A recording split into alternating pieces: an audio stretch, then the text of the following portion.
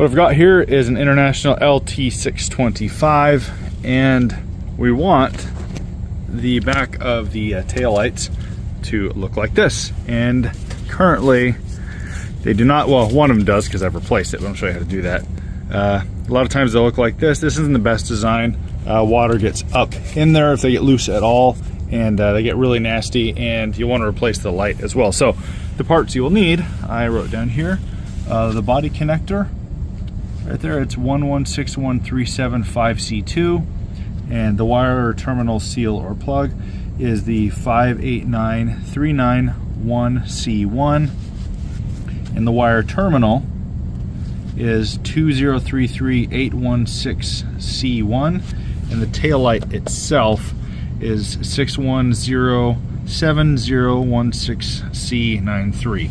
There's a picture of it. You can pause that if you need to. In order to get this out, there is a tab right here, and they are put in, see if I can get in there, like that. Left and right side, they'll be opposite, but you pull that up, pull that out, and if they look like this inside, you're going to want to replace the light as well. So this one I have done already.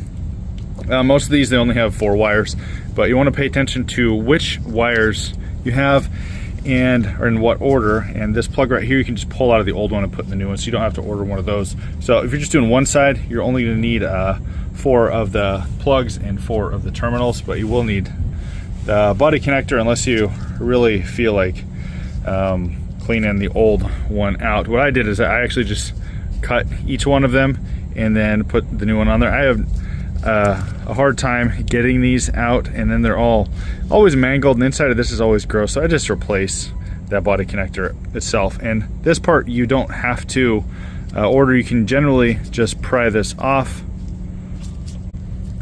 You pull up on those side tabs and then slide it up. Oh, there it goes. It fell off. And just set that to the side. You just mess with that at the very end. And so what I do on these is I will clip one part of it, and I had to clip quite a bit on this one. It was probably out to about here, and there's a lot of corrosion in the wire up until that point, so that's where I clipped off. You don't want to clip all of them off at once, because then you might get them mixed up, or if you go leave and come back, then of course you might get them mixed up there as well. But it's better and easier just to do a 1-for-1. So I will go ahead and cut this yellow one first. I got the loom up just a little bit. I got that cut, and you want to go ahead and clean this part off. If you don't get the outside of that sheath cleaned off, then because of the dirt, water can get up there and pretty much do the same thing a lot earlier than it would on its own. So you want to go ahead and get that cleaned.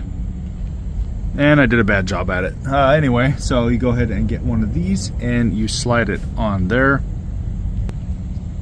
I've got the plug on, and you want this nub part pointing towards the end of the wire. Then I go ahead and strip just a little bit of this off.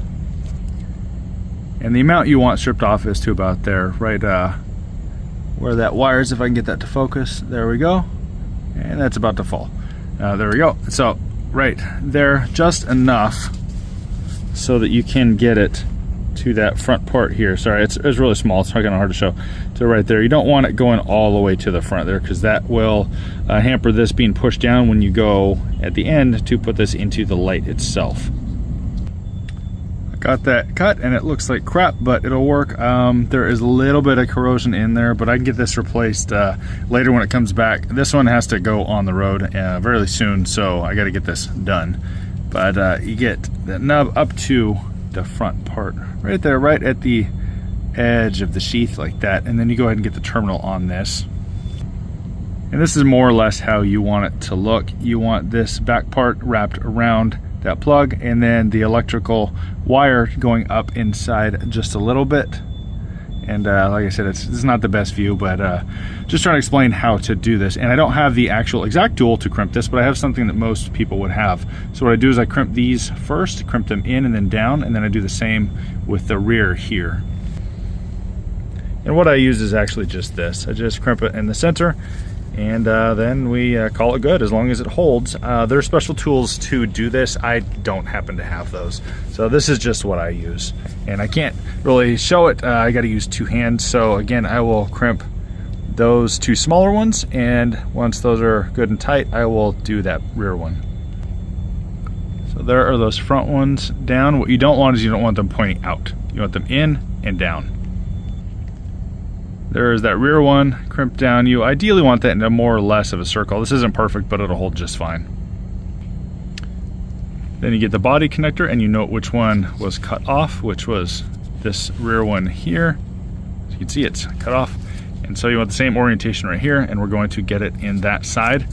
And you want to have it a certain way. You see right there how it puts pressure in the top. It's oriented like that.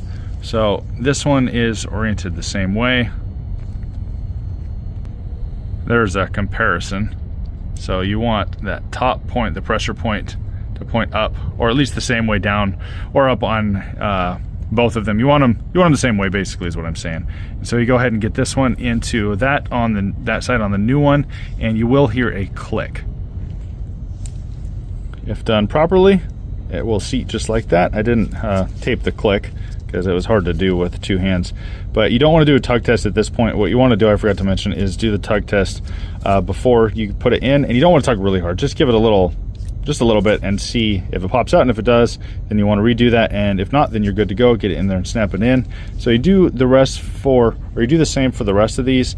And this green one here, you just pull that out with your fingers and then just put it into there. That basically is to just stop water and stuff from getting in there because there's no wire with the plug. It's just a plug. I got them all in there and they are all looking pristine. So we get this piece back off the ground and then just slide it back on. They're kind of hard to do with one hand. And then I just swapped the lights. These are 7/16, I believe. Yeah, 7/16.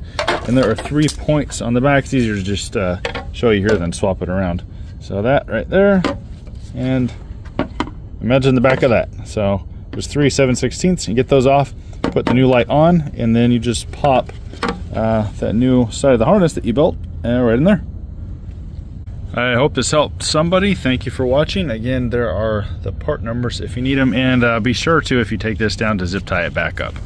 Have a good day.